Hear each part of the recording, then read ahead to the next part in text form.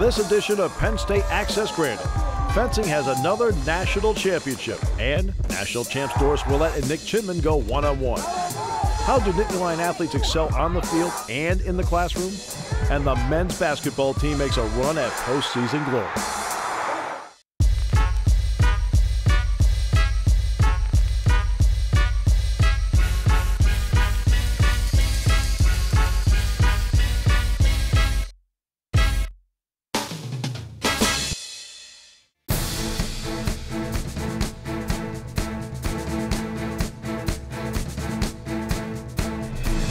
Battle down the near side with three. Battle front court. Battle near wing for three to tie. It's good! And we go to overtime! He's done it again! Stevie's unbelievable. It kept the season alive on that one. Battle far corner for three. It's good! And Penn State takes the lead.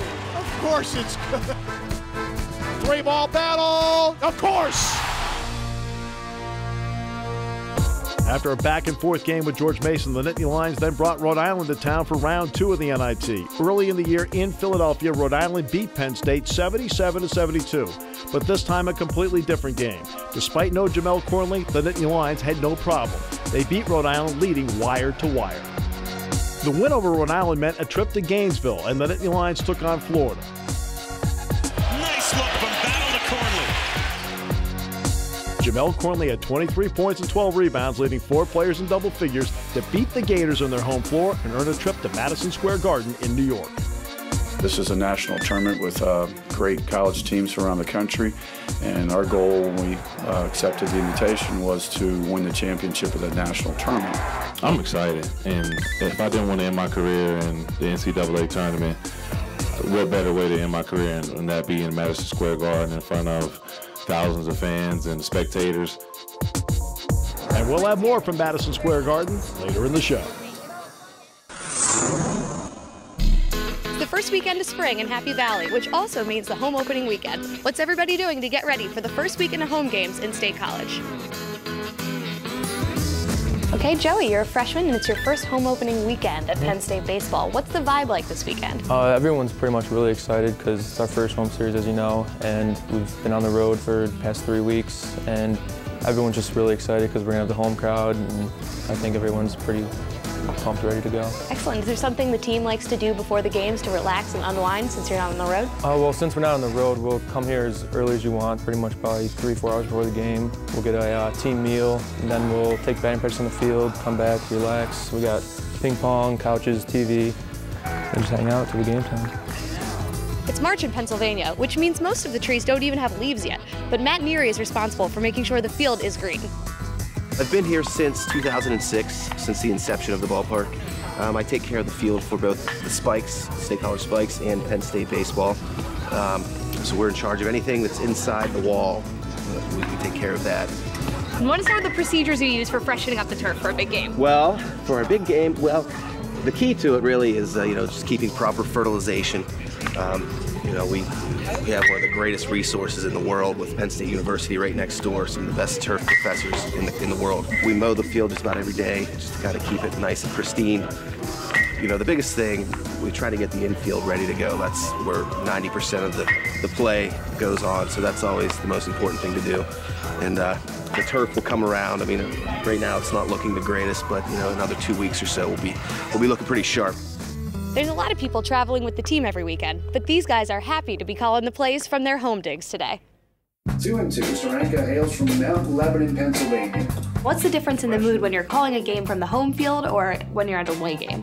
Well, the biggest difference is this beautiful booth we have at Medler Field at Lebrano Park. There are about 8 other ballparks in the Big Ten where you're stuck on a cold bleacher in the middle of April and it's 28 degrees outside. So that's certainly one of the amenities here at Medler Field at Lebrano Park, a beautiful home booth. This is my first time calling the radio with Mr. Crispell here, and I'm pretty excited about it. This is a great facility we have, and I'm just excited to be home and ready to watch some baseball. Penn State home games mean crazy fanatics, and this weekend all their supporters are out to cheer on the team. So it's a sunny afternoon in State College. What brings you guys out to the game? Are you big baseball fanatics? Absolutely. Oh, yeah, We've been looking forward to this since the end of football season. We're the biggest baseball fans we'll ever find, buddy. Do you have any pre-game rituals you guys like to do before the game? We're trying to start a tailgating tradition. So Penn State's known for its tailgating for football and has a bunch of people come out. We want to start doing that here and really have fun before the game, bring the excitement into the park. We are Penn State! We are Penn State! Thank you! You're welcome! Coming up, it's the finale of the basketball season, the trip to Madison Square Garden in New York. Fencing is one-on-one with champions Doris Willette and Nick Chinman. And from the other diamond on campus, Nittany Field, we'll get to know softball's Danielle Kinley. You know the baby boomers. You've heard of Generation X. Now meet the next great generation, the millennials. Join a group of Penn State students as they explore the millennial generation through their eyes. Clearly right now, the defining moment for our generation. I think that's become a big problem recently. You're saying because I don't think music defines us. A special best of edition of We Are the Millennials premieres April 12th at 7 p.m. on the Big Ten Network. It's the dream of many high school band kids to one day play in the Penn State Marching Blue Band, one of the nation's most celebrated college groups. I definitely wanted to be a part of the Blue Band since the moment I saw them. I don't know how to describe it, how much it would mean to me to be in it. If I don't make it, the dream's kind of gone. Follow 8 teenage hopefuls every step of the way as they pursue their dream of making the Blue Band.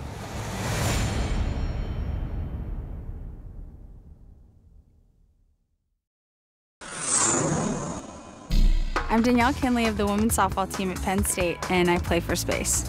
The hardest for me to hit off of, Lisa's the hardest for me to hit off of. I think because she's new, and I've hit off the other ones so much before. Funniest person on the team has to be not Desi Giordano. I'd say Ashley Griffith because she's just the biggest character. She's just always out of control. She's a spaz. It's hard to pick just a memory because I think it's just all the road trips, just hanging out with the girls all the time. Like, it's just always so fun. All right, Doris, you ready for this? Ready. What got you into fencing? And if you didn't fence, what sport do you think you would play? I started fencing because my dad fenced in college, and then I just really liked it, so I kept doing it. But if I didn't fence, I think that I would do badminton. Badminton? Yeah, I really like it. All right. What would you do if you didn't fence? I think if I didn't fence, I would probably swim because both my parents were swimmers. Yeah. That'd be cool. What were some of the memorable moments from the Olympics? I think that one of the most memorable moments was the opening ceremonies. It was awesome. I think China prepared so well for it, and they have so much history that when they actually came through and did it, it was incredible because the whole opening ceremonies was their history. Yeah, I mean, just watching it on TV was really cool also, Yeah. So I can't even imagine being there. How hard was it to face a teammate in the Final Four? Even not fencing at NCAA's national tournaments, I fence miles all the time. So it's almost kind of expected. I mean, I knew I was going to end up fencing him sometime that day because we were both fencing so strong. I knew we were both going to make top 4. What were you thinking when it was 14-11? Was it just like you zoned in and you were like, I'm going to do this? I don't know, actually. You know, he was fencing really, really strong the whole bout. And at 14-11, it's the same any situation when you're down. You just can't think about it, and you just got to focus like on what you're doing. Yeah, because it was really impressive. Thanks. What was more memorable for you, the Olympics or your NCAA titles? I think I would have to say NCAAs, especially this one. Winning at home was so awesome. I was so happy, and it's just, I think I was stressed about it for so long, and for it to have finally come and for it to have had a good ending and to have all my friends there to watch, it was really cool. And I like winning with a bigger team. I love Penn State. It was really cool. It was really cool. The crowd was amazing. Everyone from Penn State was there, and it was really awesome. Yeah, so who would win this bout, me or you in a foil match? Me. Always? Yeah. No? Well, there was one fluke incident that happened once. It's gonna happen again. Don't forget, so. you said that I would never beat you, ever. Miles said that. You also said that before I got here. Maybe. I remember. Maybe. Then I vowed to beat you. Well, it took you a while. Whatever, I was gone for a year. All right. Training for the Olympics. Yeah, and then I came back and beat you.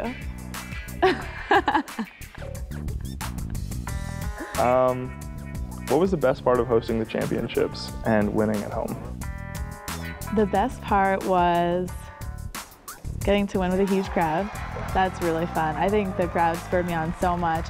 The crowd was amazing. I mean, you hardly ever get crowds like that when you fence nationally. Also, to be honest, like, if you guys hadn't won the first 2 days, I don't think I would have had so much motivation. Like, obviously I still want to win, but you guys having won, I didn't want to be the only one to make the top 4 and to not win. So having that was cool. And just like, when something's at home, you know, you got to dominate. It was really cool that we did.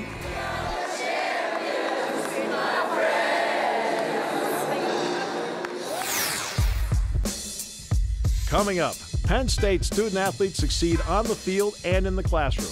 How do they do it? And spring football practice is underway with the blue-white game on the horizon. I'm Dr. Christine Clark, Director of Sports Nutrition for Penn State Intercollegiate Athletics. It's important for our student-athletes to keep their playing weight consistent during the season. Coming up, I'll give you some nutritional strategies to prevent weight loss. If you have a dream to make it come true, you gotta keep yourself believing in you. So don't give up, don't give in, stand tall, reach up, reach up, reach up, reach up, and make your dreams come true. The Lobby Talks are really a pretty unique way of making television, a collaboration of Penn State Public Broadcasting, the university, and the community. And the best part about it is the community becomes part of the program. It's their interests, their questions that become part of the programs that are eventually broadcast. Common Ground Lobby Talks from Penn State on the Big Ten Network.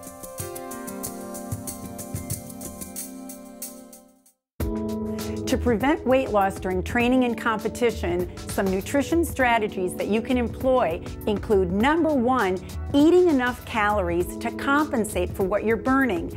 I'm going to assume that you're eating 3 nutritious meals a day, but athletes oftentimes skip breakfast. I want to recommend cold or cooked cereal with fresh fruit, yogurt, and milk for 600 or 700 calories to start your day off.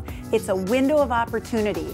But besides breakfast, lunch, and dinner, you've got to snack in between those meals. Nuts, dried fruit, whole grain chips are all ways to get extra calories in to keep your weight up. A peanut butter and jelly sandwich, about 420 calories, is another really inexpensive, great way to snack. Also, don't forget about liquids like milk, juice, and sports drinks. You can also even buy cheese and crackers or products like sports bars or sports gels for additional calories. Remember, eat your calories to maintain your weight. Eating snacks will really help you. We often hear the term student athlete. Well, at Penn State, the students understand the classroom and the athletes understand how to excel on the field. And we have a special way of saying it here at Penn State. Our mantra is success with honor, and that goes in so many ways. Certainly we want to be as competitive as possible, and we want to do it in a fashion that we do it with respect and integrity and great ethics, and that we win at the highest level, but we do it the Penn State way, and we do it the right way.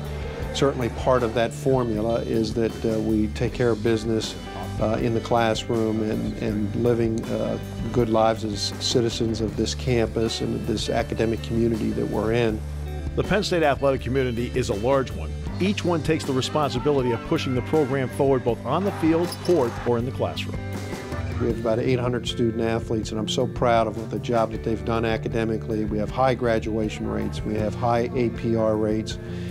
We have record numbers participating in community service and winning a number of academic awards. We continue to lead the conference in all academic Big Ten honors.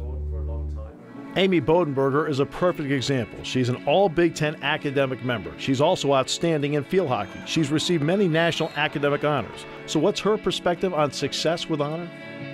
It's very important to be successful in the classroom because wanting to go on to graduate school and further education, you need that GPA with a very competitive program. So that comes first, and then athletically being successful is very important because that's what I've been doing my whole life. I've been an athlete, and you want your team to be successful, you individually want to be successful.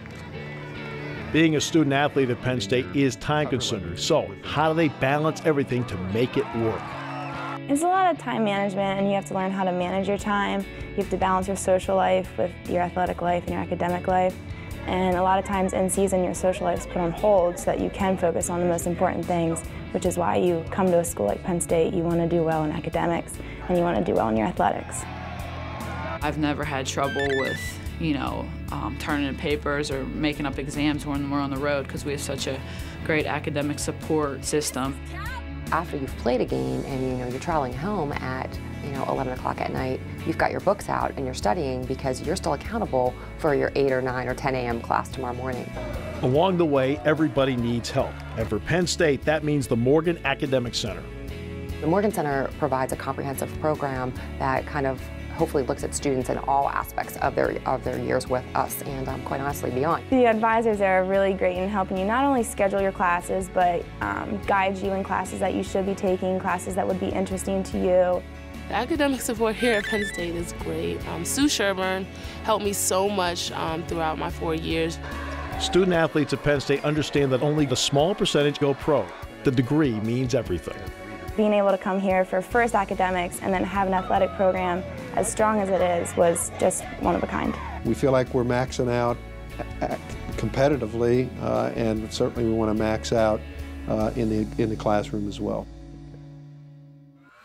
The student-athlete support system at Penn State has help from all sides. Sue Paterno herself has played a large role in helping athletes succeed in the classroom. She sat down with Kelly Goodman. You've tutored Penn State football players over? And some non-football players, right. And what? When did I start? A month after I was married. Coach Paterno has said that he really feels like teaching is your first calling, that you're such a natural-born teacher. The reason I tutor is when students come, I don't want them to fall through the cracks. And a lot of students do not know how to write because they've never had to do that in high school.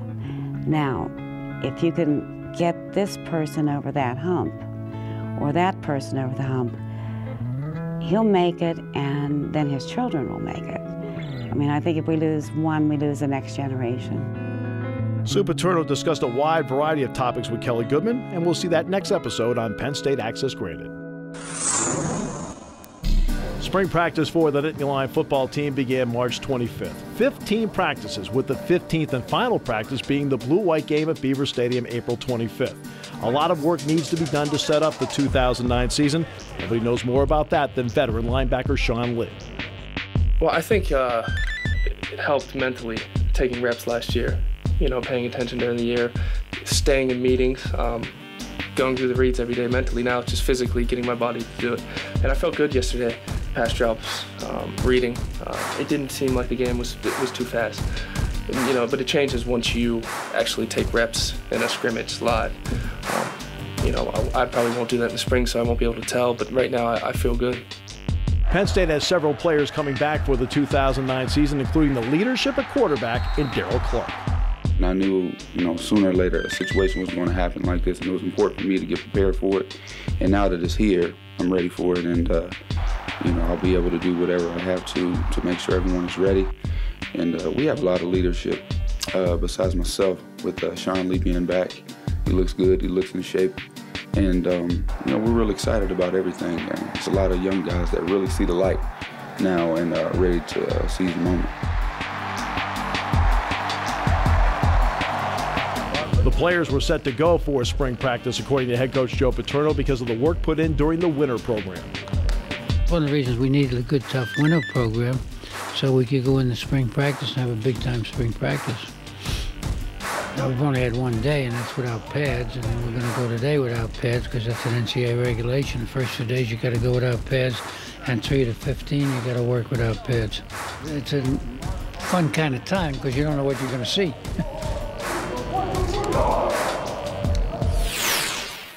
When I played in the Garden, here's the way we shot foul shots. Joe Paterno knows all about playing in Madison Square Garden. He played in the old one on 48th Street. Coming up, we'll see the Nittany Lions in the new one on 34th.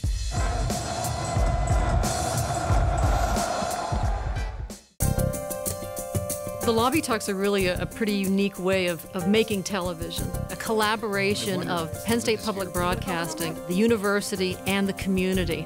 And the best part about it is the community becomes part of the program. It's their interests, their questions that become part of the programs that are eventually broadcast. Common Ground Lobby Talks from Penn State on the Big Ten Network.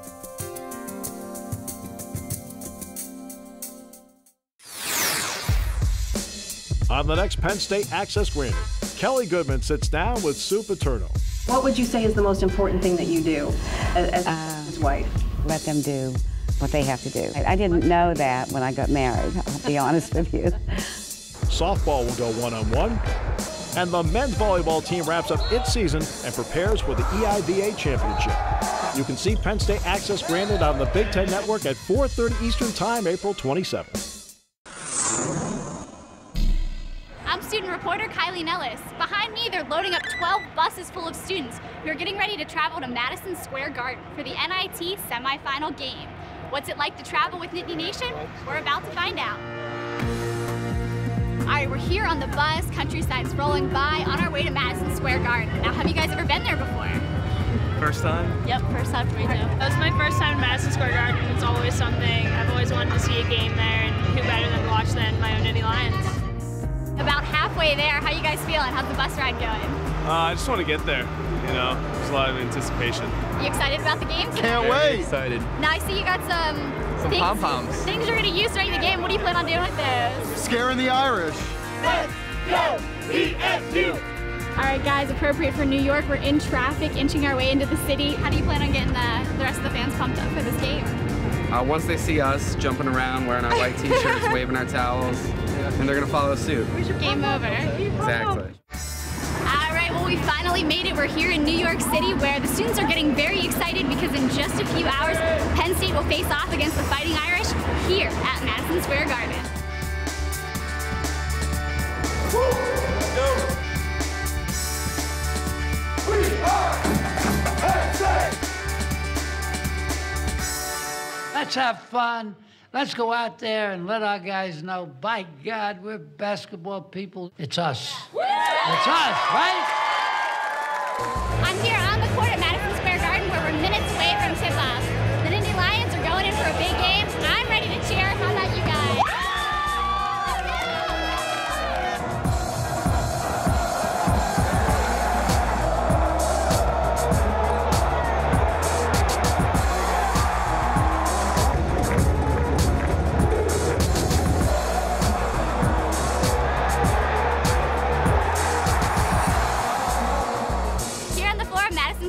The final score is 67-59.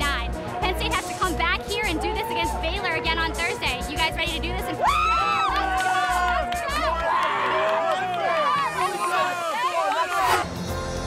And the Nittany Lion faithful came back in droves, not just 20 busloads this time, but 36 busloads of fans to Madison Square Garden in New York, turning the old arena into Jordan Center East, and their faith was rewarded as the Nittany Lions went out and beat Baylor 69-63. Javale Corley was the tournament's most valuable player to cap his career, and Danny Morrissey, who came off the bench with 9 points to cap his outstanding career. For the Nittany Lions, a record-setting year that ends at an NIT championship, the first in school history.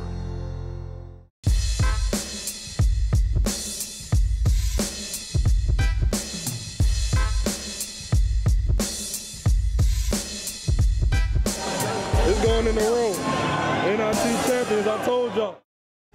This has been a production of WPSU.